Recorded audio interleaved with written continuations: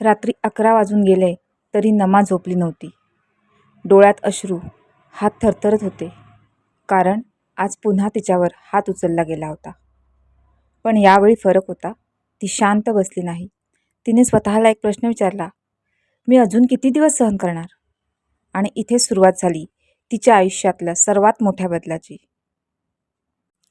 आजचा व्हिडिओ तुमच्यासाठी खूप महत्त्वाचा आहे. जर तुम्ही किंवा तुमच्या ओळखीतील कोणी घरगुती अत्याचार सहन करत असेल तर हा व्हिडिओ शेवटपर्यंत नक्कीच बघा.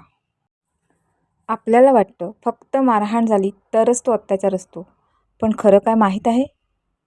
Protection of women from domestic violence act 2005 या कायद्यानुसार शिवीगाळ, अपमान, पैसे न देणं, जबरदस्ती हे सगळंसुद्धा डोमेस्टिक व्हायलन्समध्येच येतं. म्हणजे मन दुखावणं हा सुद्धा गुन्हा आहे.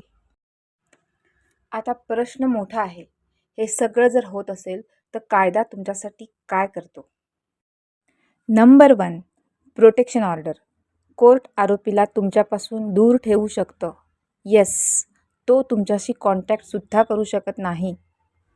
हे माझं घर नाही, मला बाहेर काढतील असं वाटतंय का तुम्हाला? हे पूर्णपणे चुकीचं आहे. तुम्हाला त्या घरात राहण्याचा पूर्ण हक्क आहे.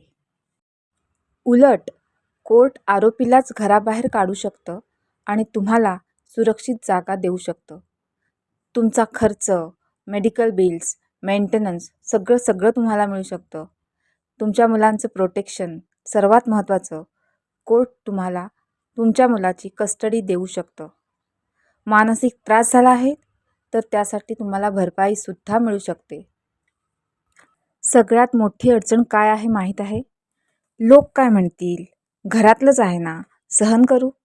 पण लक्षात ठेवा, अत्याचार सहन करणं म्हणजेच त्याला परवानगी देणं असं आहे. आता तुम्हाला काय करायचं लक्षात ठेवा. वुमेन हेल्पलाईन नंबर 1091ला कॉल करायचा आहे, किंवा पोलीस स्टेशनला कंप्लेंट किंवा FIR फाईल करायची आहे, किंवा प्रोटेक्शन ऑफिसरकडे जायचं आहे, किंवा मॅजिस्ट्रेट कोर्टमध्ये तुम्ही जाऊ शकता. लक्षात ठेवा, तुम्ही एकट्या नाहीत. कायदा तुमच्या बाजूने आहे.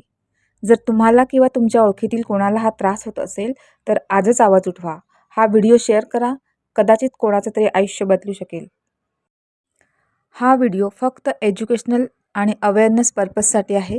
यामधील माहिती जनरल लीगल गायडन्स आहे. स्पेसिफिक केससाठी क्वालिफाईड लॉयरचा सल्ला घ्या.